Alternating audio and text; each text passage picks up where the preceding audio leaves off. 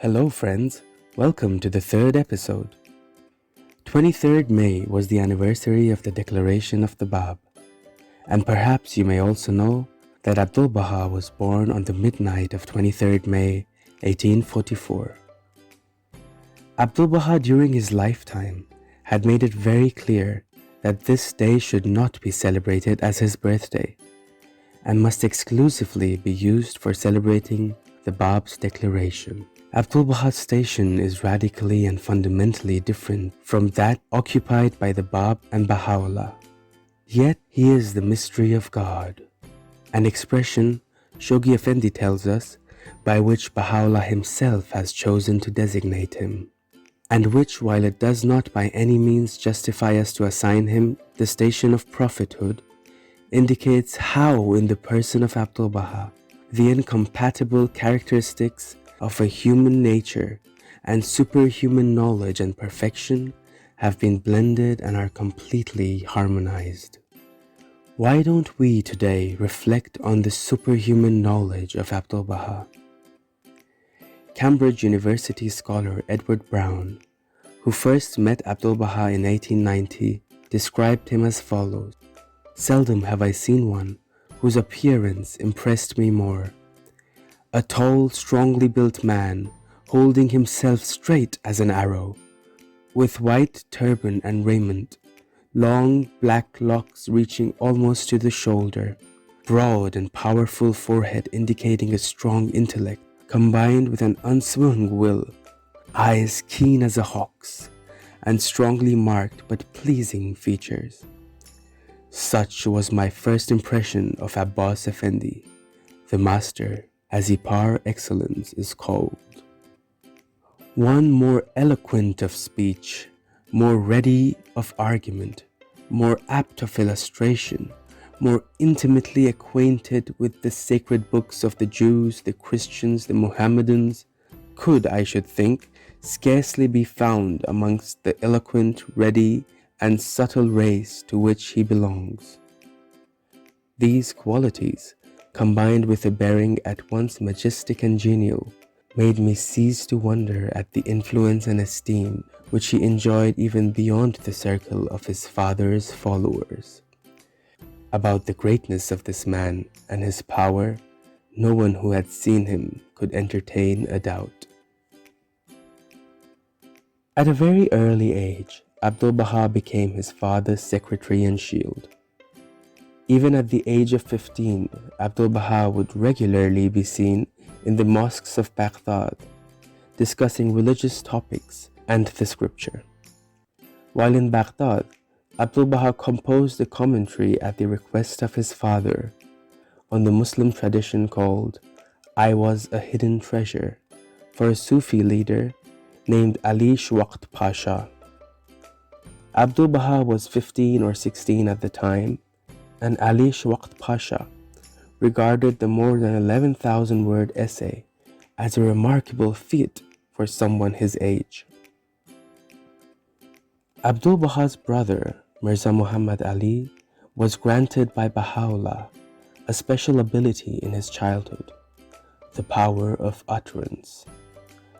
And this became obvious to everyone who came in contact with him. But instead of using this gift to promote the cause of God, he embarked on a career which hastened his downfall. In his early teens, he composed a series of passages in Arabic and, without Baha'u'llah's permission, disseminated them among some of the Persian Baha'is, introducing them as the verses of God which he claimed were revealed to him. In distinct contrast, Abdul Baha did not write much during the lifetime of Baha'u'llah, to such an extent that Abdul Baha would not even respond to many of the letters addressed to him by the believers.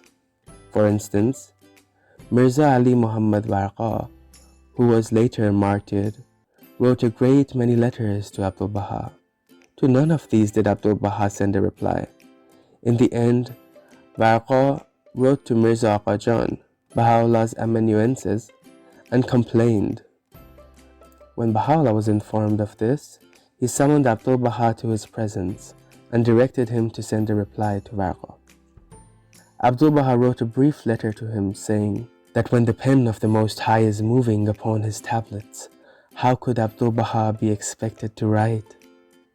Indeed, whenever Abdu'l-Baha wrote during the lifetime of Baha'u'llah, it was directed by him and received his sanction. Faizi Khanum had become a Baha'i sometime after her marriage. Her husband vehemently opposed his wife's religion for many years. After many years of efforts by Baha'is, he decided to seriously investigate the cause, but he continued to reject the proofs which the teacher of the faith presented to him until he wrote a letter to Abdu'l-Baha. In this letter to Abdu'l-Baha, Mirza Sadiq asked certain questions. But instead of sending the letter to Abdu'l-Baha, he kept it in a safe, locked. He then placed a blank piece of paper in an envelope and asked his wife to send it to Abdu'l-Baha.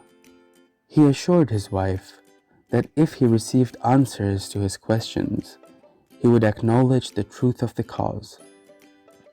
Upon receiving the envelope, Abdu'l-Baha immediately revealed a tablet addressed to Mirza Sadiq, in which he answered all his questions. When he received the tablet, Mirza Sadiq was exhilarated beyond words that Abdu'l-Baha had responded to all his questions. He went to his wife, prostrated himself at her feet, and begged for forgiveness for all the opposition he had shown towards her. The writings of Abdu'l-Baha are the fruit of more than half a century of prolific labor, from his early 20s to his 78th and final year of life. Their full volume is yet unknown, and much remains to be done in gathering, analyzing, and collating his literary legacy. 80% of Abdu'l-Baha's writings are in Persian, and except for a very small number of prayers and letters, which are in the Turkish language, all the others are in Arabic. Abdu'l-Baha was fluent in all three languages. There are various accounts by Baha'i pilgrims and visitors concerning the revelation of tablets by Abdu'l-Baha. Some have said that at the time of revelation their souls were transported into realms of the spirit, while their whole beings were shaking with excitement. Others have testified that they saw with their own eyes that while the master was speaking to them in Turkish, he was at the same time dictating his tablets in Arabic, while his secretary wrote down his words. Some have said that they saw the master himself writing tablets in Arabic while speaking in Turkish to the friends. Others have seen him writing a tablet in his own hand in Persian, while at the same time dictating another to his secretary in Arabic. Most of the times, Abdu'l-Baha wrote the tablets in his own hand. Whenever he was free, he would take his pen and begin to write.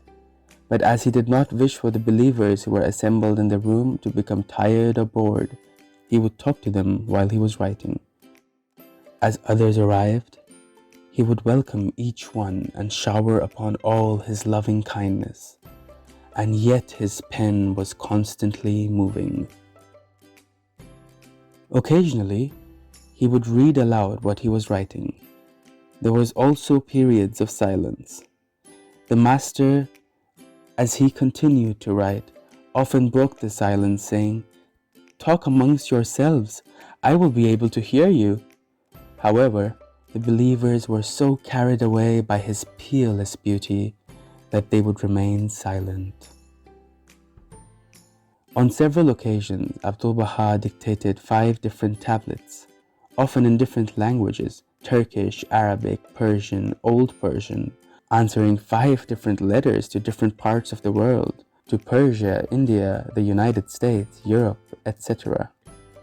He would dictate one paragraph to one person, and then another to another, and so on, and then would come back to the first person, to each without the slightest hesitation. Abdu'l-Baha's writings can be divided into a number of categories, among which personal correspondence, that is, tablets to individuals, constitute by far the largest segment, despite the undoubtable fact that a portion of this precious heritage has been irretrievably lost. and a portion is still not in our hands. Apart from these, Abdu'l-Baha also wrote tablets of specific topical or thematic significance addressed to individuals. One such example is the tablet to Professor Auguste Forel, which is in fact a philosophical treatise written by Abdu'l-Baha. Abdu'l-Baha also addressed tablets to Baha'i communities in various parts of the world. The most important in this group are undoubtedly the series of the Tablets of the Divine Plan, written at the close of the First World War. The Will and Testament of Abdu'l-Baha is a unique document written in 3 parts that constitutes the charter of the Baha'i Administrative Order. Abdu'l-Baha has also authored 3 books: The Secret of Divine Civilization, A Traveler's Narrative, and a short volume entitled A Treatise on Politics. Abdu'l-Baha's discourses are extensive transcriptions of his utterances on various topics. The 2 major examples of the genre are Some Answered Questions and Memorials of the Faithful. Along with all this, Abdu'l-Baha has also given us innumerable prayers. The Guardian has said that if we read the utterances of Baha'u'llah and Abdu'l-Baha with selflessness and care and concentrate upon them, we will discover truths unknown to us before and will obtain an insight into the problems that have baffled the great thinkers of the world. At another place, the Guardian has said that the reason why more people don't accept the faith is because the Baha'is are not always capable of presenting it to them in a way that meets the immediate needs of their minds. Therefore, he advises youth specially to prepare themselves to really bring the message to their generation that needs it so desperately and who can understand the language it speaks so well.